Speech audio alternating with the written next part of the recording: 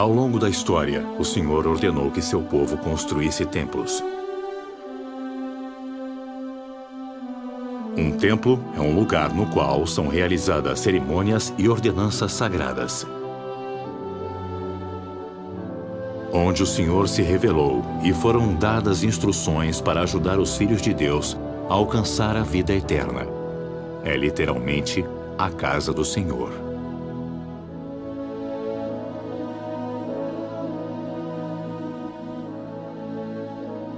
Na época de Jesus Cristo, o Templo de Herodes, em Jerusalém, era o centro da vida e aprendizado religioso dos judeus. 1000 anos antes do Salvador, o Templo de Salomão era a obra mais importante da Era de Ouro de Israel. Mas até o Templo de Salomão tinha outro como modelo. Voltando mais no tempo até os dias de Moisés, veremos um tipo de templo portátil usado pelos filhos de Israel no deserto: o tabernáculo. O tabernáculo, como nos templos que vieram depois, era um lugar no qual os filhos de Israel aprendiam o caminho para a vida eterna. Vamos visitar o tabernáculo e ver o que podemos aprender. Este portão na parte oriental é a única entrada e conduz ao pátio exterior. Esse pátio poderia representar o mundo celestial em que vivemos. Dentro do pátio externo e em frente à tenda do tabernáculo está o altar do holocausto e a pia. O altar do holocausto é onde as ofertas queimadas são feitas ao Senhor, simbolizando o Salvador e o grande último sacrifício da expiação. Aqui no altar, um israelita fiel fazia uma oferta que representava o abandono dos pecados para seguir o Salvador. Por meio de sua vida e obediência, ele se preparava para o Santo Espírito, simbolizado pelo fogo do altar. A pia era feita de cobre e continha água. Exigia-se que os sacerdotes oficiantes se lavassem aqui, antes de entrarem na tenda do tabernáculo. A pia representa a necessidade de lavar e limpar a alma do pecado.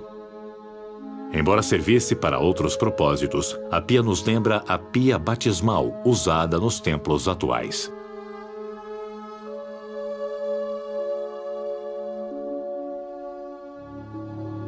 A tenda do tabernáculo consiste de 2 salas. A primeira sala, o lugar santo, contém o candelabro, ou menorá, o altar do incenso e a mesa da proposição. Esse lugar santo poderia ser considerado o mundo terrestrial e ensinava Israel a estar no mundo, sem ser do mundo. O candelabro iluminava o lugar santo e era mantido constantemente aceso. Ele simbolizava o Espírito Santo e ressalta a necessidade de vivermos pela luz do Espírito nesta vida. Na mesa da proposição eram colocados 12 pães ázimos durante toda a semana. A tradição judaica também afirma que havia taças de vinho na mesa. O pão e o vinho na mesa da proposição nos lembram o pão e a água do sacramento, sugerindo o sacrifício do Salvador por nós, bem como a necessidade de sermos espiritualmente nutridos por ele. O altar do incenso fica em frente à entrada do lugar santíssimo. Todas as manhãs e noites, o sumo sacerdote queimava incenso aqui. O incenso simboliza a oração. Assim como a fumaça subia do altar diante do véu, todas as manhãs e noites, Israel devia elevar suas orações regularmente ao Senhor.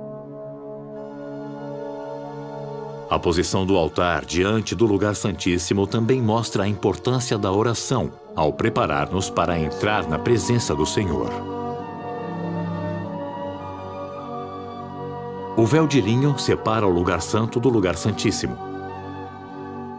No véu, bordados em azul, púrpura e carmesim, há querubins ou anjos de Deus.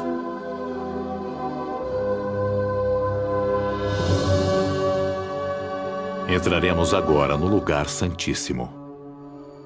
O lugar santíssimo representava a nossa meta final de viver na própria presença do Senhor, no mundo celestial. O sumo sacerdote entrava nesta sala uma vez por ano, no dia da expiação. No centro está a Arca da Aliança, o objeto mais sagrado do tabernáculo. Dentro dela estão guardados outros objetos sagrados, incluindo as tábuas de pedra da lei dada a Moisés no Monte Sinai. Isso lembrava a Israel que seu retorno à presença de Deus dependia de sua obediência às suas leis. A tampa é chamada de propiciatório. É feita de ouro puro e tem 2 querubins esculpidos nela.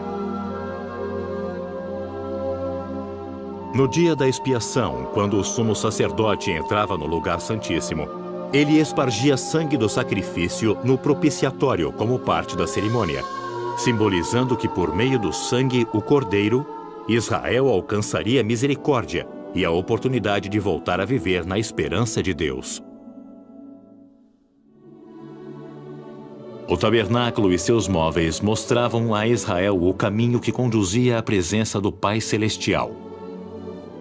Embora o tabernáculo nos pareça incomum hoje, as coisas que aprendemos com ele continuam válidas. O pátio externo representa o ato de achegar-nos ao Salvador, saindo do mundo. O lugar santo representava viver pelo Espírito neste mundo decaído. O lugar santo representa viver pelo Espírito neste mundo decaído. O lugar santíssimo e a Arca da Aliança nos lembram que, por meio da obediência aos convênios do Senhor, podemos voltar à presença do nosso Pai Celestial.